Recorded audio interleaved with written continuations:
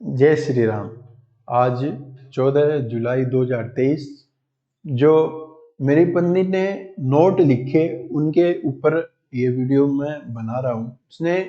उसमें शादी से 2 दिन पहले जब मेरे बान की रस्म आई थी तो उसने कहा था कि मेरे अंदर एक शक्ति है कि जो डायरी में लिखेगी। वो साइकिक तो थी थोड़ा, तो वही दो नोट हैं उनके। एक तो उसने लिखा लगभग 15 या 16 दिसंबर 2012 को, शादी के 15-16 दिन बाद में। उसमें जो अपने गणित के वो सवाल निकाला करती थी, उसी में उसने लिखा और मेरे को दिखाया।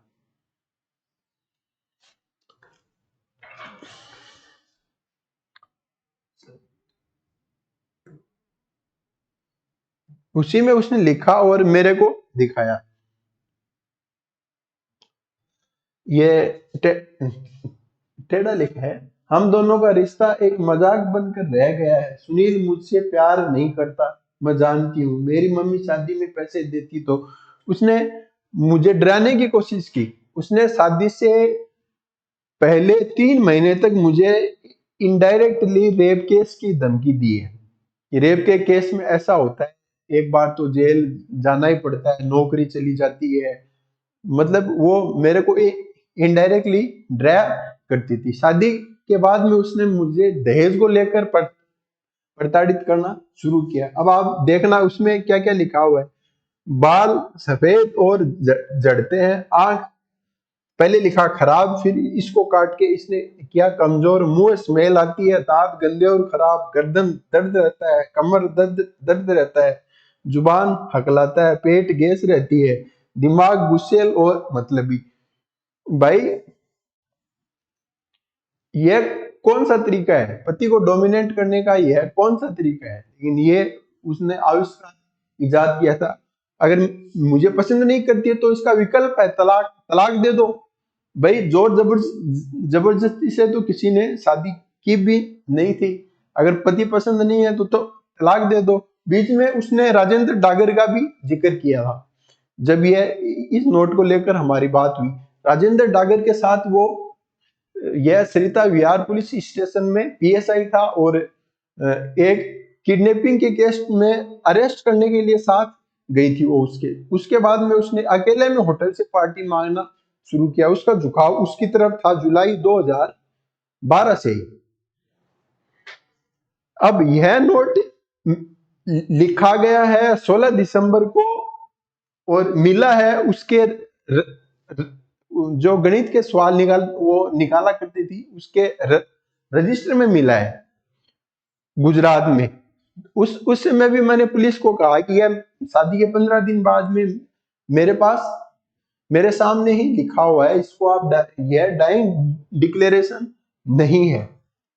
लेकिन पुलिस ने हैंडराइटिंग से पता लगाया जा सकता था कि कितना पुराना नोट है, लेकिन पुलिस ने इसकी जहमत नहीं उठाई। पुलिस ने यह काम नहीं किया। अब वो जो उसने 31 दिसंबर 2012 को लिखा, 16 दिसंबर को निर्भया केस हादसा हुआ था और 31 दिसंबर को उसकी ड्यूटी इंडिया गेट पर जो विरोध प्रदर्शन हो रहे थे उसी में थे। उसके पास डायरी थी, उसी डायरी से उसने यह नोट तैयार किया। 3 जनवरी को उसने मेरे को बताया भी, मेरी बहन ने मेरे को आपके विरुद्ध उकसाया तो मैंने आपके लिए बुरा बुरा लिखा डायरी में। अब नोट में पहला पेज वसीयत का होना अपने आप में एक बहुत बड़ी साजिश की ओर इशारा करता है, क्योंकि वसीयत सारा मामला प्रॉपर्टी का है। अगर मेरी पत्नी मरती है तो उसकी मौत का फायदा किसको है? मुझे तो नहीं है। मैं तो अपनी पत्नी खो रहा हूं और हमें दहेज की भी जरूरत नहीं है। दोनों, मैं क्लास 1 अधिकारी था, वो 2nd ग्रेड की ऑफिसर थी, पुलिस सब इंस्पेक्टर थी, तो दहेज का तो कोई इश्यू नहीं बनता है, जरूरत ही नहीं थी। अब आप देखना इसका नोट। मैं पूरे होश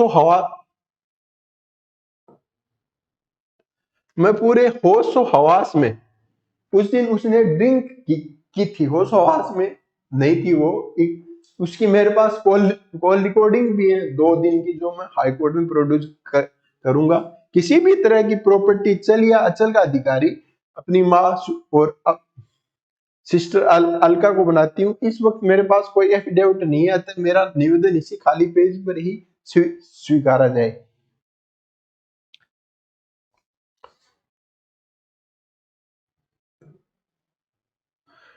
मैं सब इसलिए कर रही हूँ क्योंकि मेरे नाम जो भी प्रॉपर्टी या रुपए है वो सब मेरी मदर द्वारा ही मेरे नाम करवाए गए हैं। मेरे पास खुद का किसी प्रकार की कोई प्रॉपर्टी नहीं है। जो कुछ है मेरी मदर ने मेरे नाम करवाया हुआ है। सेकंड नॉमिनी मेरी सिस्टर अलका होगी। अब इस नोट के फोटोग्राफ मैंने रिपीटेडली फोन किया 31 दिसंबर 2012 को उसकी बहन को, उसके साडू को, उसकी सास को, उसको, कि वो क्यों पार्क में बैठ के अकेले बैठ के शराब पी रही है। अगर वो दूसरी निर्भया बन जाएगी तो फिर मैंने मजबूर होकर के, मेरे पास कोई रास्ता नहीं था, तो मैंने कॉल रिकॉर्डिंग का सॉफ्टवेयर इंस्टॉल किया था अपने फोन में।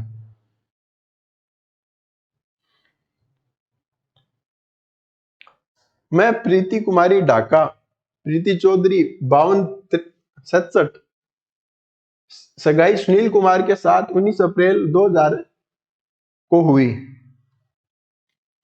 शादी सुनील कुमार के साथ 19 अप्रैल 2012 को हुई। अब शादी से 2 महीने पहले मैंने छुट्टियां आईएएस की कोचिंग देने के लिए मैंने 2 महीने की छुट्टियां एक साथ ली थी, क्योंकि ट्रेनिंग में मेरी पढ़ाई छूट गई थी। उसके बाद मैंने सोचा क्यों ना एक बार कोचिंग के थ्रू तैयारी शुरू की जाए, तो मैंने 2 महीने की छुट्टियां एक साथ ली थी। अब इस दौरान शादी से पहले भी एक बार ऐसा आया। उसका नेचर, प्रीति मतलब गुस्सेल, जिद्दी, अग्रेसिव नेचर की थी। तो मेरे को नेचर ओड लगा, तो लड़का रोकने की रस्म के बाद में मैंने सगाई करने से मना कर दिया उसकी माँ को कि मैं सगाई नहीं करूंगा, मेरे को मामला सेट नहीं हो रहा है। तो उसकी माँ ने मेरे को आश्वासन दिया, बेटा घर में छोटी है तो थोड़ी जिद्दी है, धीरे धीरे सुधर जाएगी। मैंने उसकी बात मान ली। इसी दौरान, इससे पहले ही हमारे फिजिकल रिलेशन भी बन चुके थे।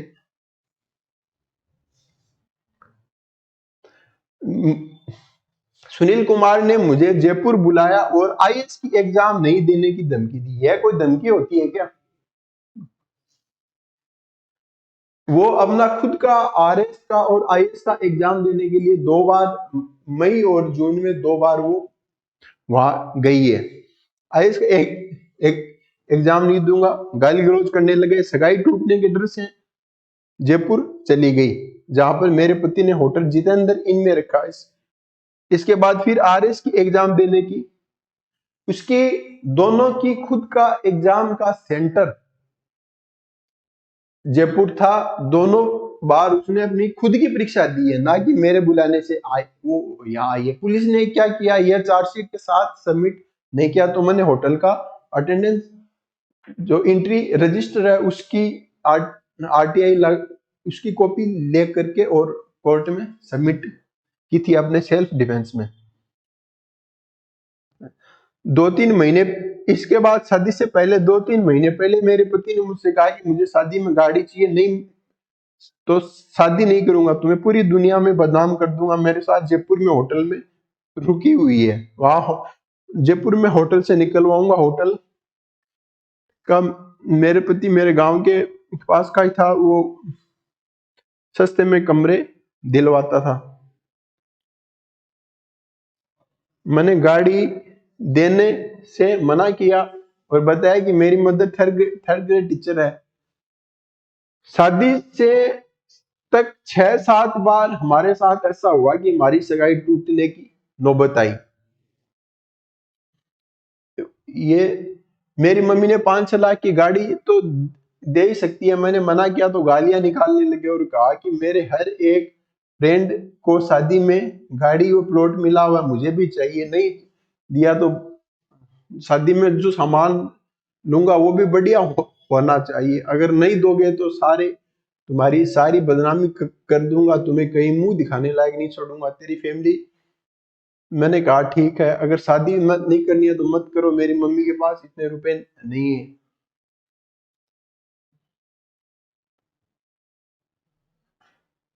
नवंबर के स्टार्टिंग में मैंने शेयर ली ताकि शादी की शॉपिंग कर सकूं। तब मेरी ननद अनीता ने कहा कि देख प्रीति, ऐसी मेरा भाई है, ऐसा रिश्ता नहीं आया जो गाड़ी नहीं दे रहे हो, आपको भी गाड़ी देनी चाहिए। मेरा भाई ऑफिसर है, गाड़ी नहीं दोगे तो, क्योंकि मेरा भाई ऑफिसर है। इसके बाद शादी के 4-5 दिन पहले मेरे पति ने मुझे फिर से गाड़ी देने की मांग करने लगे, वह शादी न देने की धमकी देने लगे। मेरी मम्मी व मैं समाज के डर के कारण कोई कदम नहीं उठा पाए, तथा बार बार मुझे यह कहकर टॉर्चर किया कि तेरे ना बाप है ना भाई है ना ही तू सुंदर है, तुम लोग। इस नोट में केवल एक चीज सही है कि मैंने उसको यह कहा कि अगर वह जॉइंट फैमिली को परफेयर नहीं करेगी तो मैं उसे तलाक दे दूंगा, क्योंकि मेरी शादी की शर्त थी मैं जॉइंट फैमिली में ही रहना चाहता था। पूरी एक मन गढ़ंत कहानी है जो उस दिन उसकी 31 दिसंबर की मानसिक अवस्था है, न कि 12 जनवरी की मानसिक अवस्था उसकी यह थी। एक यह उस दिन की उसकी अवस्था है। इसमें कौन से हाई कोर्ट का वो भी है कि 12 दिन पहले लिखा हुआ नोट सुसाइड नोट में कंसीडर नहीं किया जाता है। ये वो जजमेंट की कॉपी मैंने अपने सेल्फ डिफेंस में भी दी थी सेशन कोर्ट में। गाड़ी नहीं दी, अब तेरी माँ ही बेइज्जत तो होगी समाज में, सामान नहीं लेकर गए, समाज समाज में सामान नहीं लेकर गए, और तेरी माँ के रुपए लग गए, उस सामान का करेगी भी क्या? कोई भी सामान खरीदा ही नहीं गया है, कुछ भी खरीदा ही नहीं गया। सिर्फ एक बेड था जो कि शादी से 3-4 महीने पहले ही बनवा लिया था। कोई भी सामान खरीदा ही नहीं गया है। उन्होंने कोई पुलिस ने कोई बिल चार्जशीट के साथ नहीं लगाए हैं, ना ही दहेज के सामान का पंचनामा हुआ है। हम परिवार से दोनों, तेरी मम्मी हमारे पैर पकड़ेगी और गाड़ी देकर जाएगी, तुझे हम परिवार से अलग कर देंगे, तेरे साथ हम कोई रिश्ता नहीं रखेंगे। मेरी सास विमला देवी ने मेरे पति को मेरे खिलाफ भड़काती रहती थी कि जिस पर मेरे पति रोज शाम को शराब भी कराते तथा सिगरेट आते तथा सिगरेट मुझसे लड़ाई झगड़ा करते थे। घर में कोई सदस्य मेरे पति को, हमारी कभी लड़ाई नहीं हुई। शादी के बाद में जो कुछ होता था वो उसकी तरफ से ही होता था। उस हर शाम मुझे गालियां निकालते, तेरी माँ गाड़ी नहीं दी। नोट उसने इस ढंग से लिखा कि इससे जाहिर होता है कि उसने 2 साल पुलिस की नौकरी की हुई है, कि कैसे फंसेगा। ये उसकी उस दिन की मानसिक अवस्था थी और उसने अपना पूरा अनुभव उस नोट में उतार दिया। मुझे मुझे पूरी जिंदगी कमा कर नहीं दे पाएगी अपना, तो मुझे शादी में मिल जाता। इसके बाद मेरे पति मुझे दिल्ली, अब आप देखना, दिल्ली आ गए। मेरे पति मुझे दिल्ली अलग कमरा दिलाने के लिए आ गए। अलग कमरा दिलाने के लिए मैंने नहीं बोला, मेरी सास ने बोला, क्योंकि मेरी अलका और संदीप से लड़ाई हो चुकी थी शादी से पहले। मैं मेरे भाई को हर महीने खर्चा देता था, जो कि मेरी पत्नी ने नहीं देने दिया। अपनी बहन के उकसावे में बहन ने उसको उकसाया कि ये अपने भाई को देती है तो तू तेरी बहन को दे। तो उसके मेरी साली अलका के इंटरफेयर के कारण ही ऐसा हुआ था। तो इस वजह से मेरी दोनों से लड़ाई हो चुकी थी। एफडी 3 लाख रुपए की है। शादी में मैंने 5 लाख रुपए का लोन लिया है। लोन मैंने लिया इसलिए था कि मुझे दहेज ना लेना पड़े। तो मैं पहले ही मैंने जिस सामान की रिक्वायरमेंट होती है मैंने लोन लिया लड़ाई से बचने के लिए। 3 लाख की एफडी की कहानी मैंने बता दी कि लोन के ऊपर 18% का ब्याज जा रहा था घर से, एफडी पर 7.5% का आ रहा था। पति पत्नी दोनों को कोई फायदा नहीं था, लेकिन हस्तक्षेप था उसकी बहन अलका का। उसे मना किया, कागज उसने छुपा दिए एफडी के। वह 13 सितंबर को ही करवाई थी, जो मॉडल टाउन में करवाई, और खुद जाकर पीएनबी में अपनी एफडी तुड़वाने के लिए गए थे। एफडी के कागज मुझे नहीं मिले तो बोले डुप्लीकेट कागज बनवा कर ले आना। मैं गांव जा रहा हूं और अगर नहीं तुड़वा कर लाई तो मुझे 3 लाख रुपए नहीं दिए तो मैं तुझे तलाक नहीं दिए तो मैं तुझे तलाक दे दूंगा। मैंने उसको सिर्फ एक एक बार कहा था, एक बार समझाया था कि कोई फायदा नहीं है पति पत्नी के बीच में तीसरा मध्यस्थता करे, तेरी बहन अलका से दूरी बना के रख, वो अपने दोनों के बीच में बाधा डाल रही है क्योंकि उन्हें ईर्ष्या है, हम दोनों ऑफिसर हैं, वो तेरा जीजा और कांस्टेबल है, तेरी साली बेरोजगार है, तो शुरू से ही एक ईर्ष्या इस रिश्ते में पनपी थी उनकी तरफ से। मैंने, हाँ ये मैंने कहा कि ज्वाइंट फैमिली नहीं तो तलाक, कोई रियायत नहीं है, क्योंकि जिस दिन पहले दिन मैं तुम्हें देखने के लिए आया था तभी मैंने बता दिया था ज्वाइंट फैमिली मेरी प्राथमिकता है। मैं ड्रामा बना दूंगा, एफडी तुड़वा कर नहीं लाई तो मैं तेरी मम्मी के पास जाकर ड्रामा करूंगा, आस पड़ोस के। कोई ड्रामा नहीं हुआ था। एफडी की पर्ची निकल तुड़वाया, जो मिल गई, अकाउंट में डलवाई। 2,78,000 रुपए मेरी पत्नी ने मुझे दिए थे, ये साफ प्रिंट नहीं आ रहा है। मेरा पीछा छोड़कर अपने आप को कर लेती तब मेरे आगे लाइफ सुकून से बीतती, अगर तुम मुझे ना देते तो बिल्कुल कोई फर्क नहीं पड़ता है। ऐसा कोई कदम उठा ताकि मुझसे जल्दी से छुटकारा मिले और मैं दूसरी शादी कर लूं। मैं एफिडेविट देने के लिए तैयार हूं, मैं दूसरी शादी नहीं करना चाहता। मैंने मार्च 2016 में सालासर में ब्रह्मचर्य व्रत ले लिया। मैं क्या क्या कर सकता हूँ?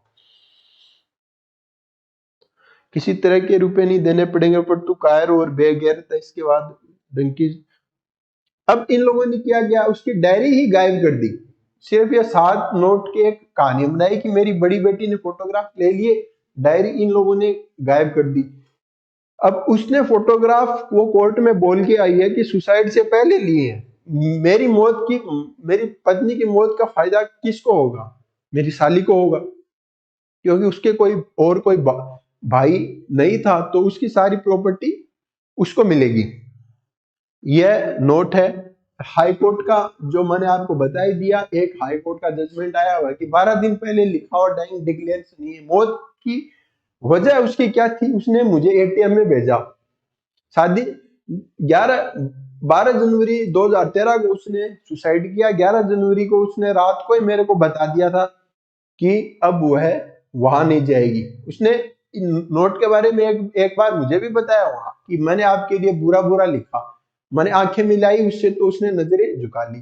तो मैंने सोचा समझ गई होगी, कुछ लिखा होगा, फाड़ देगी। मैंने इसको सीरियसली नहीं लिया कि मेरे विरुद्ध 7 पेज का ऐसा ऐसा उसने लिखा हुआ है। फिर 11 जनवरी 2013 को उसने रात को मेरे को बोला कि अब वह नहीं जाएगी। मैंने कहा जाना तो कल है, मैं बात करता हूँ सीओ से छुट्टी के लिए। फिर वो जब तत्काल की टिकट दे करके गया डाक रंदन, तो उसने मेरे को एटीएम के बहाने बाहर भेजा। मेरे पैर छुए, बाहर जाने से पहले बोली हम दोनों में से एक नहीं मरेगा तब तक आपको याद नहीं आएगा कि आपको हनुमान के दर्शन दिए हुए हैं। बस में अगले जन्म में आपका बेटा स्वास्तिक बन करके आगे की शक्तियां देख लूंगी। उसने नाम भी बताया स्वास्तिक। अगले जन्म में वो मेरा बेटा बनना चाहती थी। हो गया, हो गया भैया। तो ये नोट की कहानी है।